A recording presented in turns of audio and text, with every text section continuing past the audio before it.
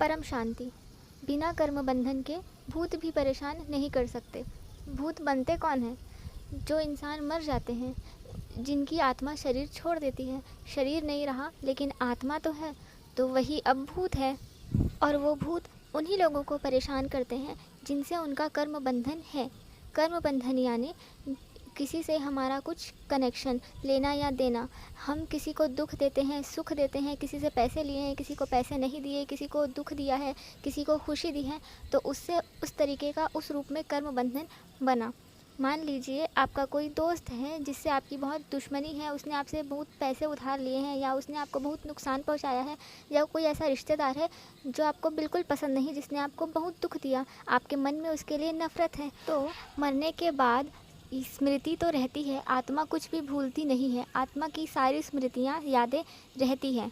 तो आत्मा अब सूक्ष्म रूप में है, उसका कोई स्थूल शरीर नहीं है, तो उसको कोई देख नहीं सकता। तो वो आत्मा जिससे उसका कर्म बंधन है, वो उसी को परेशान करेगी, उसी के घर जाएगी। वो तो घूम सकती है, फिर सकती है, अब वो फ्री है, उसका स्थूल शरीर नहीं है, तो वो उन्हीं लोगों को परेशान करती है जिनसे उसका कर्म बंधन है।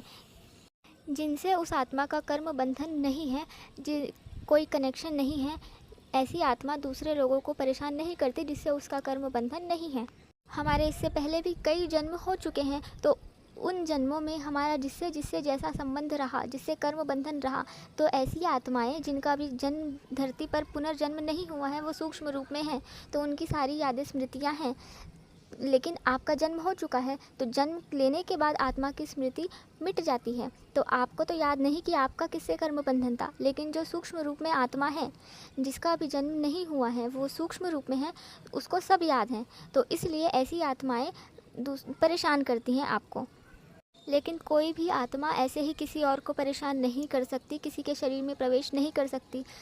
कर्म का फल होता है, कर्म के प्रकार होते हैं। अगर आपने किसी को दुख या सुख दिया है, कर्म बंधन है, तभी वह आपको परेशान कर सकती है या सुख दे सकती है। लेकिन ऐसी भी आत्माएं होती हैं जिनकी वासना होती है, इच्छा होती है, कामना होती है, जो दूसरों के शरीर में प्रवेश करती है उन सुखों को, उन वासनाओं को भोगने के लिए। लेकिन यदि आपके कर्म अच्छे हैं, आपकी आत्मा में शक्ति है, तो कोई दूसरी आत्मा आपके शरीर में प्रवेश नहीं कर सकती, आपको हानि नहीं पहुंचा सकती। जैसे कोई आत्मा किसी का एक्सीडेंट करवा देती है, अपनी वासना, अपने एंजॉयमेंट के लिए भूत प्रेत कुछ भी करते हैं, वो किसी का एक्सीडेंट करवा देते हैं। लेकिन आपने ऐसा भी देखा होगा कि किसी का बहुत बुरा एक्सीडेंट हुआ, गाड़ी पूरी तहस नहस हो गई, लेकिन उस मनुष्य को कुछ भी नहीं होता। क्यों? क्योंकि उसके कर्म अच्छे हैं, उसकी आत्मा में शक्ति है, तो कोई दूसरी आत्मा कुछ उसको हानि नहीं पहुँचा सकती, उसके कर्म नहीं बदल सकती। जिस व्यक्ति के कर्म अच्छे होते हैं, जो मांसाहार नहीं करता, जो शाकाहारी है, परमात्मा में विश्वास रखता है, भक्ति करता है, अच्छी सोच है, दूसरों के प्रति बुरा नहीं सोचता, ऐसे लोगों की आत्मा में शक्ति होती है। और जिस मनुष्य की आत्मा में शक्ति है, कोई दूसरी आत्मा, भूत योनि वाली आत्मा उसके ऑरे में आ नहीं सकती। ऑरा यानी कि आत्मा की शक्ति। लेकिन जो धूम्रपान करते हैं, जो मांसाहार करते हैं, जो जलन की भावना रखते हैं, जो माया में डूबे रहते हैं, जो पैसे के लालची होते हैं, या मतलब सिर्फ इस धरती में ही सुख ढूंढते हैं, ऐसे लोगों की आत्मा की शक्ति बहुत कम होती है, जिनकी वजह से उनका ऑरा कमज़ोर हो जाता है। और कमज़ोर ऑरे में ही भूत योनि वाली आत्मा प्रवेश कर सकती है। ऑरा के भी कलर होते हैं, काला, लाल, हरा, गुलाबी, सफ़ेद, नीला।